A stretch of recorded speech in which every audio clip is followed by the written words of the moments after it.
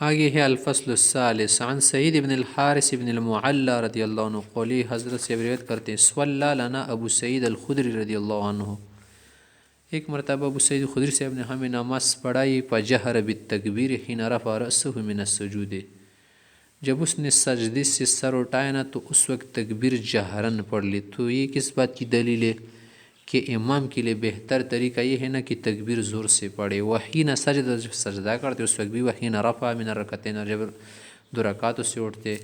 وقال، پھر فرمایا کہ ہکذا رأیت النبی صلی اللہ علیہ وسلم، ایسے ہی پیغمبر صلی اللہ علیہ وسلم کو میں نے کرتے ہوئے دیکھا ہے۔ رواہ البخاری۔ وعن عکرمہ رضی اللہ عنہ قال، اکرمہ سے روایت کرتے ہیں صلیت خلف شیخ بمکہ، مکی میں نے ایک شیخ صاحب کی پیچھے نماز پڑھے۔ شیخ صاحب سے کون مراد ہے؟ حضرت ابو ہریرہ رضی اللہ عنہ، شیخ الحدیث ہے وہ۔ فکبر ثنتین و عشرین تکبیرۃ، تو اس نے نماز میں 22 تکبیریں زور سے پڑھی۔ نماز میں ٹوٹل بس 22 تکبیریں بنتی ہیں مثلا، تو اس نے پڑھ لی۔ فقلت لابن عباس، میں نے ابن عباس سے کہا کہ میں نے اس سے کہا کہ یہ اس نے اس طرح سے تکبیریں کہی تھی کہ انہو احمق، کہ وہ کیا ہے اس مسئلے سے ناواقف ہے۔ احمق کا بیوقوف کے معنی میں نہیں ہے کہ ناواقف اس نے ایسا کیا، اس نے جو تکبیریں پڑھ لی نا جہرن، اور پھر کیا اتنی مقدار میں، یعنی 4 رکعت نماز میں اتنی تکبیریں بنتی نا تکبیرۃ الافتتاح کے ساتھ۔ تو حضرت ابن عباس صاحب نے مجھے کہا کہ ثقیلت کا کا، آپ کو اپنی ماں گم کر دے۔ کیا مطلب؟ آپ نے اچھی بات نہیں کہی کہ وہ ناواقف ہے۔ ناواقف کہاں ہے؟ سنت ابی القاسم صلی اللہ علیہ وسلم، پیغمبر صلی اللہ علیہ وسلم کی یہی طریقہ ہے، اسی طریقے سے تکبیری کہنی ہوگی۔ رواہ البخاری۔ یعنی اس نے جو طریقہ اپنایا تھا نا، یہ کیا ہے؟ پیغمبر صلی اللہ علیہ وسلم کا طریقہ ہے، آپ علیہ السلام کی خصلت اپنی طرف سے نہیں کیا تھا اس نے۔ آگے کیا فرما رہے؟ آگے روایت ہے وعن علی بن الحسین مرسلا قال، حضرت سے روایت کرتے کان رسول اللہ صلی اللہ علیہ وسلم یکبر فی الصلاۃ کلما خفض ورفع، جب بھی آپ علیہ السلام نماز میں جھک جاتے یا کسی رکن کے لیے اٹھ جاتے نا تو تکبیر کہتے تھے۔ فلم تزل تلک الصلاۃ صلی اللہ علیہ وسلم، یہ آپ علیہ السلام کی ہمیشہ یہی نماز رہی ہے، حتی لقی اللہ تعالی، وفات تک، ملاقات خداوندی تک، یعنی وفات تک۔ بس یہی طریقہ کہ ہر خفض و رفع میں، ہر جھکنے میں اور اٹھنے میں تکبیر ہے۔ رواہ مالک۔ وعن علقمۃ، علقمہ سے تابعی مشہور، وہ کہتے ہیں قال لنا ابن مسعود، ایک مرتبہ ابن مسعود سے نے ہم سے کہا لا اصلی بکم صلاۃ رسول اللہ صلی اللہ علیہ وسلم، کیا آپ علیہ السلام کی نماز تمہیں پڑھ کر نہ دکھاؤں، کیا تمہیں پریکٹیکلی دکھاؤں یہ؟ فصلی، تو اس نے امامت کرا کہ ہمیں نماز پڑھے۔ ولم یرفع یدیہ الا مرۃ واحدۃ مع تکبیرۃ الافتتاح، صرف یہ پہلی مرتبہ تکبیرۃ الافتتاح میں ہاتھ اٹھائے تھے۔ یہ ہماری دلیل ترک رفع یدین پر۔ رواہ الترمذی وابو داؤد والنسائی وقال ابو داؤد لیس هو بصحیح علی هذا المعنى۔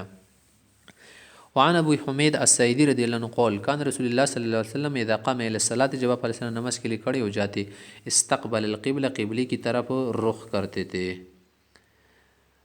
ورفع یدیہ، اور پھر ہاتھ اٹھاتے، وقال، اور کہتے اللہ اکبر۔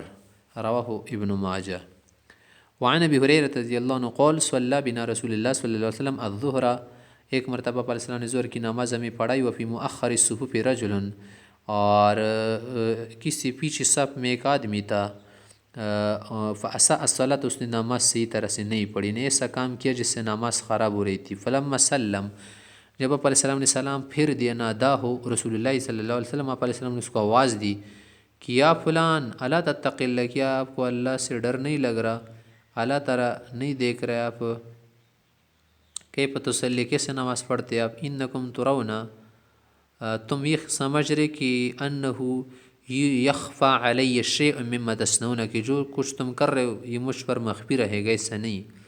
واللہ انی لا ارا من خلفی کما ارا من بین یدی، جسے میں اپنے سامنے سے دیکھ سکتا ہوں اسی طرح پیچھے سے بھی دیکھ سکتا ہوں۔ رواہ احمد۔ یہ آپ علیہ الصلاۃ والسلام کا معجزہ ہے نا کہ آپ علیہ الصلاۃ والسلام پیچھے کی طرف سے بھی دیکھ سکتے تھے، جیسے سامنے کی طرف سے۔ پھر اس کو جو آپ علیہ السلام نے کہا کہ تم ایسا نہ کرے نا، اس کو شرمندہ کرنا یا خذلان کرنا، ذلیل کرنا مقصود نہیں تھا، بلکہ صرف اصلاح مقصود تھی۔ آگے ہے باب ما یقرأ بعد التکبیر، تکبیر کے بعد کون کون سے کلمات پڑھنے چاہیے، کیا پڑھا جا سکتا ہے؟ اس باب میں یہی باتیں ذکر کر رہے۔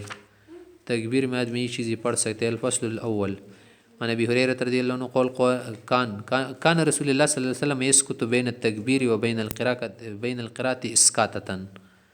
آپ علیہ الصلاۃ والسلام تکبیر اور قرات کے درمیان کیا کرتے تھے؟ کچھ سکتہ کرتے تھے۔ سکتہ یہ مسنون طریقہ نہیں ہمارے نزدیک۔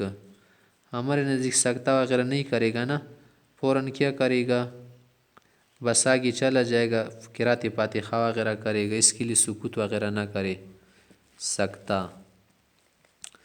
پھر آگے کہہ رہے کہ فقلت بأبی انت امی یا رسول اللہ، یہ کہتے کہ میں نے آپ علیہ السلام سے کہا کہ میرے ماں باپ پر قربان ہو، اس کا تو بین تکبیر والقراءہ، آپ جو تکبیر اور قرات کے درمیان کچھ خاموش سے ہو جاتے ہیں نا، اس وقت آپ کیا پڑھتے ہیں؟ فاتحہ شریف کے درمیان اور تکبیر کے بعد آپ کیا پڑھتے ہیں؟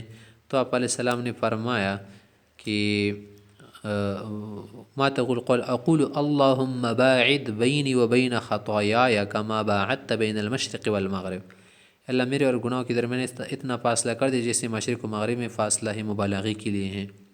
اللہم نقنی من الخطایا، مجھے گناہوں سے سب پاک کر دے، صاف کر دے، کما ینقی الثوب الابیض من الدنس یا دنس، جس سے میلا کچیلا سفید کپڑا صرف صابن وغیرہ کے ذریعے سے صاف کیا جاتا ہے، سفید کیا جاتا ہے۔ اللہم اغسل خطایای بالماء والثلج والبرد، اور میرے گناہوں کو پانی سے، برف سے اور اولو سے دھو لے، یعنی صاف کر دی، کیونکہ گناہوں میں گرمی کا اثر ہے نا، تو پانی اور برف سے ٹھنڈک کا اثر ہو جائے گا۔ متفق علیہ۔ تو یہ دعائیں نفل میں پڑھ سکتے ہیں، ہمارے احناف حضرات کے نزدیک فرائض میں نہیں ہے، فرائض میں یہ دعائیں نہیں پڑھے گا، دیگر مذاہب میں پڑھ سکتا ہے۔